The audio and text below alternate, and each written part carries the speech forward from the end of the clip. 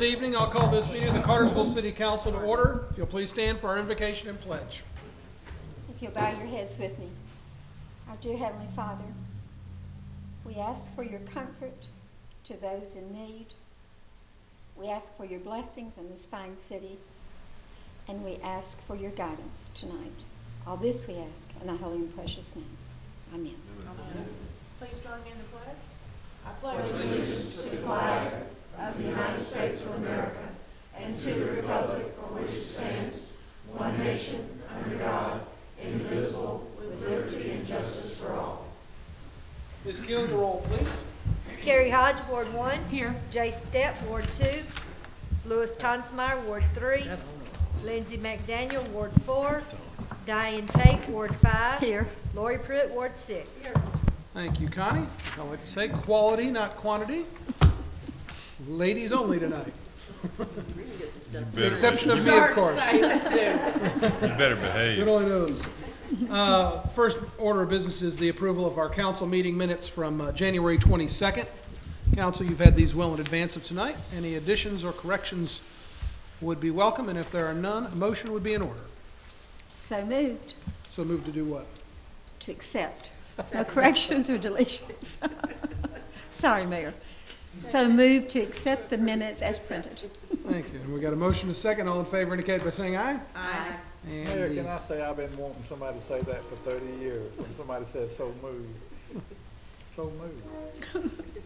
I was backing up my So mayor. so moved that the motion carries unanimously. How about that? We have with us tonight Mac Parnell. He is with Congressman Loudermilk's office. Wanted to address council. Of course, Congressman Loudermilk just elected in the last election. He is the second Bartow County resident to serve in Congress and the first since Reconstruction. Absolutely, absolutely. I was actually that was my intro. I was going to say he's the first. Any other lines you'd like me to steal Yes, from you before you get sir. up here? Yes, sir. I've got a couple more. You're welcome to them. But he is the first congressman from Bartow County since 1881. I looked up the date. I didn't get the day, but I got the year, so I figured that's pretty good. William Felton, I think, was the name, and his wife went on to serve as the first U.S. senator. All right, I got that down, so that's out of the way. Well, greetings from the congressman's office. We are so excited to represent Cartersville. You know, this is his home county. This is, you know, really, he spent a lot of time in this city, and he's represented areas of the city before, probably large portions of it. So we're so thankful for the opportunity. I wanted to share with you the office locations. We have one right a couple doors down in the courthouse. It's on the bottom floor, and we're going to have people working out of there. We're going to try to make sure that that has more hours and more availability for people who have constituent services needs. And that is something that our office is able to do for the constituents. If you have any issues with the federal government via VA, Social Security, IRS, anything like that, our office can act as a liaison between you and the federal agencies. We might not be able to get you the answer you want, but at least we can try to get you an answer because, you know, dealing with the federal government, things tend to get lost. Things tend to get lost. Well, that's all I wanted to say. Thank you so much for letting me address y'all. And if y'all need anything, please let me know. I'll be representing this area, and I'll be happy to get y'all in touch with the people that y'all need to get in touch with. Thank y'all so much. Thank you, Mac. Thank you. All right, next item for business. You don't feel like you have to, you're welcome to stay, but don't feel, you know, we won't count it against you if you have another engagement, if you have somebody to go help, a constituent of some sort. All right, next item is a resolution for Civic Youth Day. Mr. Grove? Yes, this is one of 2 times a year that we change the time of the meeting to 9 a.m., and this is to coordinate with the Civic Youth Day activities, April 2nd, and I recommend that you approve that and change this. Okay. Motion to approve. Second. All in favor indicate by saying aye. Aye. Motion carries unanimously. We have appointments to be made to the Downtown Development Authority Board, and Ms. Courier is going to handle that for us. Yes, thank you, Mayor and Council. I would respectfully request the reappointment of our current DDA Authority Chair, Nancy Jackson, who has served on the board since 2010, as well as our Promotions Chair, Laura Jean-Array, who has served since 2012. Both of their terms are set to expire on February 18th of 2019. Okay. Any questions or discussion? If not, a motion's in order. Make a motion to approve. Second. All in favor indicate by saying aye. Aye. Motion carries unanimously. You also have the next item. Yes, sir, Mayor. Cartersville has been a member of the Georgia Main Street Program since 1987. As part of that, it is requested that the mayor and council, as well as the DDA authority, go into a memorandum of understanding, basically just sharing what our participation with the Georgia Main Street program will be. So this MOU is for the year 2015 and is set to expire December 31st of this year. And your request of approval is, your approval is requested. Mayor, question.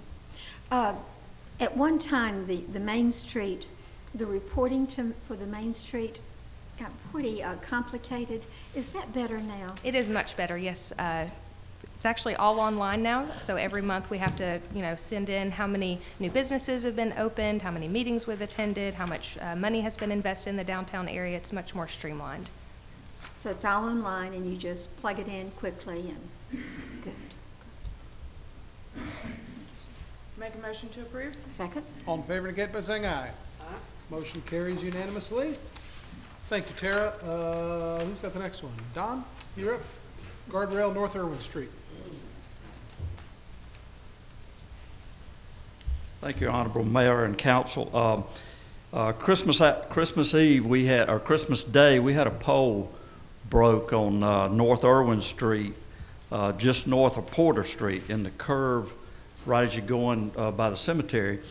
And we got to looking at this and this occurrence, and it happened about 5 years ago also, and it's an extensive outage, causes extensive power outages to the area, and we got to looking at it, and we said, well, we knew it was a problem, and we addressed it, and we came up with a plan trying to relocate the pole, get it out of the way, but it was AT&T's attached to it, and it brought on a lot of issues, and it was more expensive to move it than it was to put a guardrail up. We got estimates for that.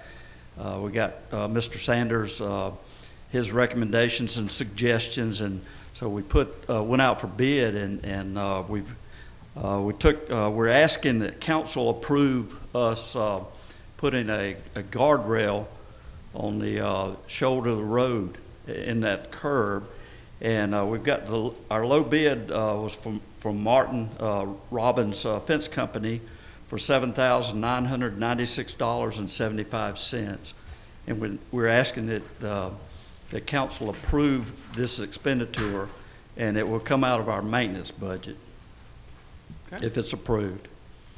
Thank you. Any questions for Don on this? Just a quick question. That's on the cemetery side of the Yes. curb? Yes. The last occurrence, the guy was dropped his cell phone in the floor and went after it while he was trying to navigate the curb. But no, That wasn't a good Christmas day for you or him, was it? no, it's extensive outage, and it's expensive also. So this will pay dividends in more than one area. This will also help protect at least one or two of our industrial customers, Right. too. Yeah, Aquafil had an outage as well. Yeah. I think it was a point of discussion when you met with them recently, wasn't it? Right. Yeah. Good. Motion to approve? Second? All in favor indicate by saying aye. Aye. Motion Thank you. carries Thank you. unanimously. Thank you, Don. Mr. Porter, you've got the next two, I believe. Yes, Mayor and Council. The first item is an email archiver. It's like a server for email. The current server we have is 7 years old and it's out of date and discontinued. The new one, actually the new price Stephen Greer was able to get is $20,112.30. He was able to negotiate a deeper discount. I recommend approval of this purchase. It also includes 1 year maintenance on that item. So that's less than what we told. That's less Correct. than He 22. went back to them this week and was able to get a discount. Good, excellent. Okay, very good. Any questions, comments, discussion, or if not, a motion? Make a motion to approve? Second? All in favor indicate by saying aye. Aye. Motion carries unanimously. Next item, please, Dan. Yes, Mayor. The next item is the fire department had to remove some lines on the Highway 20 project. This is some underground and overhead fiber services. Parker Systems came in at a price of $8,700 to move about 3,600 feet. I recommend approval of that. Pretty straightforward. Any discussion? No. And if not, a motion? Motion to approve? Second? All in favor indicate by saying aye. Aye. Motion carries unanimously. Chief Carter. Mayor and Council, I bring before you this evening a budgeted item. This is for the replacement of 71 air bottles that attached to the self-contained breathing apparatus. This is the breathing air that firefighters use. We have 71 air bottles that are going out of service in 2017 because they've reached the full life expectancy for that particular bottle and will have to be removed from service.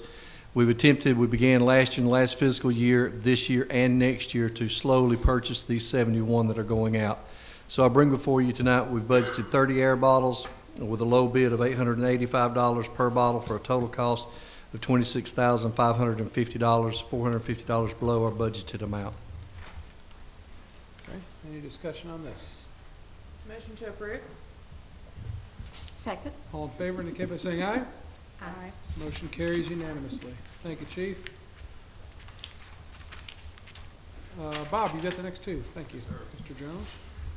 Good evening. First up, I'd ask your consideration of the Center Road change order. This is a project we've had in process. It was originally conceived as about a 2,200-foot sewer replacement project. In working through the project, we have done about half of that, and we would like to phase it now by splitting the project in half.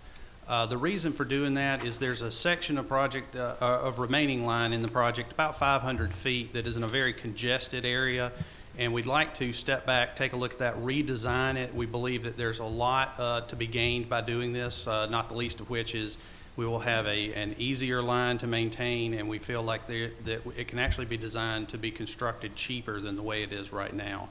So the objective here is to take a step back and to try to realize those potential gains by breaking this project in half. The net result of that is a change order of $251,643.87 that we would just be putting back into capacity fees. Actually, we've just never spent it in the first place. And then we would redesign this project and roll it out possibly in the next budget year. Okay. Any discussion or questions on this item? And if not, I did have one, I'm sorry. Sure. The first design, when was that? Part of the problem with this is part of a bigger problem that we get into. The design, the original design for this project is probably close to 5 years old, and a lot can change in 5 years. That's essentially what happened with this 500-foot section. The way it was originally scoped, we gave the engineer the instructions, replace the line following the current alignment. Well, since that time, erosion control regulations, a lot of other issues have changed, and it's just really made that 500-foot section untenable, in my opinion. Okay. And I think that by doing this realignment, we put it in a place that will, like I said, be cheaper to build and will be far easier to maintain going down the road, and that's what we're hoping to do with this. Okay. Okay. Any other discussion? If not, a motion. Make a motion to approve? Second. All in favor indicate by saying aye. Aye. Motion carries unanimously. Bob, next item. Yes, next up, we need to acquire some easement for the DOT road improvement project in the Highway 41, 411 area. Specifically, we need to acquire this easement from the Dean property. We had an appraisal done. The appraisal returned a value of the easement of $26,100. That valuation was accepted by the Deans, and I would ask your approval of that amount to acquire the easement and continue that 24-inch water main replacement. Questions, comments, or motions? Motion to approve? Second. All in favor indicate by saying aye. Aye. Motion carries unanimously. We Thank do you. have one, well, actually, yeah, thank you, Bob. The other two items have been removed from the agenda. Those are more administrative items that we've handled. And there is an item to add to the agenda. Chair will entertain a motion to add that item. So moved. Second. All in favor indicate by saying aye. Aye. Unanimously, that item is added. Mr. Grove. Yes, Mayor. This is a resolution that urges our local delegation to the Georgia General Assembly to strongly oppose any recommendation or measure that would reduce allocation of sales taxes to funding local government. It is pointed at House Bill 170, that is the Transportation Funding Act. And this has been much discussed, but basically what it does is remove all state and local sales tax, the 4% and the 3%, on motor fuel tax It incorporates a tax increase of from 7.5 cents per gallon to 29.2 cents per gallon, is the state's portion. It would allow all current splost and e-splost to be collected on motor fuel until they expire. For Bartow and Cartersville, that's in the year 2020. The lost, and there's a little bit of debate on this. I was talking with Peter Olson today. ACCG believes that loss can continue indefinitely. GMA is of the opinion that those lapse on the new certificate. If that is the case, then that would be lapsing in 2020. Flip to the next one. Local excise tax in with those changes would allow cities and counties to put in place a 3 cents per gallon local excise tax, and also an additional 3 if voted at a referendum. The revenues raised from those could only be used for transportation purposes. So the example at the bottom is for Cartersville and Bartow County. If both were at a maximum, the county's tax would be 6% or 6 cents per gallon, and the cities would be, and they would overlay each other. And now all this is currently written. This may be morphing as we speak. So that would be 6 in the county and 12 in the city, in addition to the increase from 7 to 29 mentioned previously. And all the while this is being discussed, it is being proposed as something that doesn't increase taxes. The local impact, local sales tax on motor fuel collected in Bartow County, according to the Georgia Department of Revenue last year, was $12.2 million. Using that figure, the loss of revenue to the city would be over $1.5 million annually if this bill were implemented. To the county, it would be 5.5 annually. Of course, this is before any of the excise stuff is put back locally. For the city, that is a reduction of 20.6% in lost and splost revenue. The 3 cents added back for the county would be approximately $3.8 million. Since the state apparently doesn't track point of sales, which I find interesting since some of these figures are from the Department of Revenue, it's impossible to estimate what the 3 cents per gallon would generate in the city. So in summary, there's a lot of moving pieces, but in summary, there are 3 main components of House Bill 170. They are the removal of all the local sales taxes, and this includes e-splost as well, that's schools, on the sale of motor fuel, and to increase the state excise tax from 7.5 cents per gallon to 29.2 cents per gallon. It would allow cities and counties to impose 3 cents per gallon local motor fuel excise tax by action of the local government, and also allow cities and counties to impose additional 3 cents per gallon local motor fuel excise tax by voter referendum. The impact on the city, as I mentioned, is a reduction of $1.5 million a year, or 20.6% in our lost and splost. Financial impact of the additional 3 cents a gallon in the city of Cartersville is unknown, as well as the voter appetite for the additional 3 cents per gallon tax referendum. A lot of moving pieces, rather complex to follow, but basically what the resolution urges, it doesn't call out House Bill 170 in the specifics relative to what you're asking the local delegation to do. It asks them to oppose any recommendation or measure that would reduce the allocation of sales taxes funding to local governments. Any discussion on this? Sam, appreciate you putting this together. I think we, all this council and mayor, we certainly have concerns for transportation issues statewide. We want to be a part of the solving the problem, but this resolution and your remarks tonight absolutely let our citizens know what we're facing and and we are facing something, not only House Bill 170 and the moving parts and how it may change, but the accountability from the Department of Revenue to even know which gas station is in the city versus the county. So I think, I mean, I know our legislators are listening to us, and I hope that they will look at 170 and say, how can we make this helpful to the state and municipalities and counties? I would just add that, you know, again, the concept of taking money from local governments to fix the state's problems,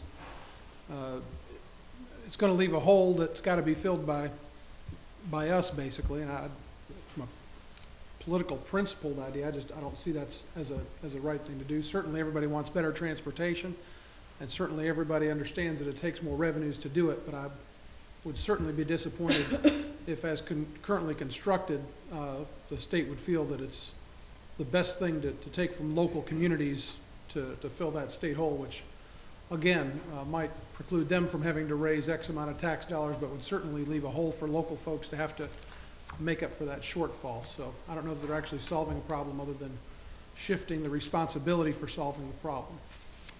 And this is a good start, as Diane and I think Sam both mentioned. I mean, we want to be part, as local government, as part of the solution and collaborate, and we're looking forward to working with the state and our local delegation to find solutions to the state transportation and local transportation issues.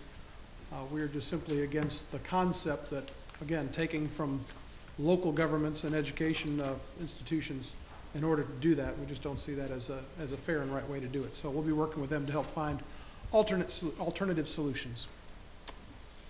And I do think it's important that we try to keep the process as transparent as possible. And I think what you hear is there's no tax increase occurring, and while that may be technically true when you get into the nuts and bolts and try to understand what's really going on, there's a lot of movement of money around that's going to impact someone somewhere. So the more transparent we can be throughout this whole process, I think would be beneficial to all of us. Absolutely. Is there any other discussion or comment? If not, an approval of this resolution motion would be in order.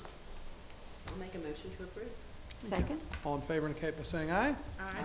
Motion carries unanimously, and I will like to add for the record, our city attorney should have gotten us onto this early, but all these votes I have retroactively voted yes for, since it does take 4 votes by statute for them to pass. And so if the record would reflect that I have voted in favor of all these resolutions, and therefore they are legal and binding. I'll get you my retainer fee. You the man. Thank you. I get that a lot. Actually, it's the only place I get that. So, anything else that needs to come before council this evening? There being none, Chair will entertain a motion to adjourn. Adjourn. Didn't get a harumph out of that guy. You know, I didn't even think about that. I did. I thought about the whole